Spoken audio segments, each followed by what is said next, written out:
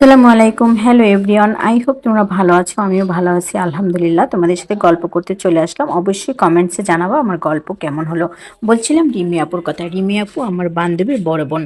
উনি একদিনের পরিচয় একটা ছেলেকে বিয়ে করেছেন। মানুষ বলে ভালোবেসে বিয়ে করলে মানুষ সুখী হয় না। আরে ভাই, অ্যারেঞ্জ ম্যারেজে কি অসুখী হয় না? হয়।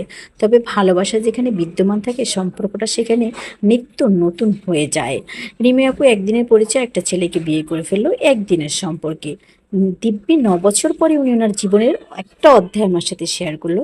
সেটা হচ্ছে ওনারা ৩ বছর শুধু দুজনে বুঝছেন কে কেমন, তার সাথে তার যায় কিনা, তার সাথে তার সব কিছু মিলে কিনা। ও মামা, ৩ বছর পরে তারা ডিসিশন নিয়েছেন তারা কবে বাচ্চা নেবে।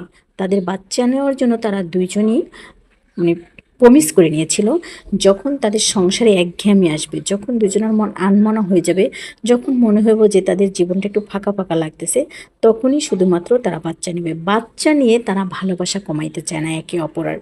কারণ তারা মন ছেলে ঘুরতে যাচ্ছে, মন ছেলে খেতে বাহিরে যাচ্ছে, মন ছেলে তারা গান গাচ্ছে। তাদের এই সময়টা তারা কিছুতেই নষ্ট করতে চায় না। ইভেন দুজনের কেরিয়ারের কথা তারা এইভাবেই ভাববে। আমি তাদের কথা শুনে দিব্যি তাকায় ছিলাম আপুর দিক। এরকম ভালোবাসা হয়? আপু বলছিল তোমার ভাইয়া নিত্য নতুন এক একটা প্রোগ্রাম করবে। এক এক দিন আমার সাথে সারা রাত চা খাইতে খাইতে গল্প করতে করতে কাটায় দিবে। আবার এমনও সময় আছে যে সারা রাত আমরা লং ড্রাইভে বাইরে ঘুরছি।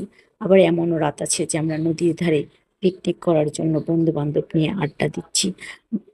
ভাইয়া বারবার বলতো যে বাচ্চা আমাদের জীবনের সবচেয়ে শ্রেষ্ঠ একটা সম্পদ।